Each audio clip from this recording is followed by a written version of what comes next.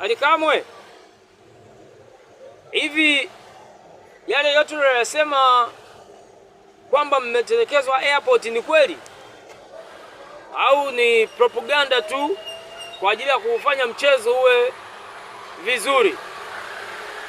Na kama ni kweli, tuwasubiri hao jamaa wakija, na sisi tusio tunawaangalia usoni. Mnajifanya kwamba mnapenda watu afu watu hawapendi. Sasa kama jezi na mipira vingepotea ingekuwaje?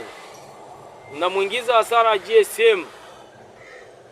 Na leo ni mambo mbungi cha kufanya tu, muhakikishe mnakuja, si tuna enjoy, tunafurahi. Yaani mtatukuta airport tumewasubiri pale, mtatukuta airport tumewasubiri pale kama wote.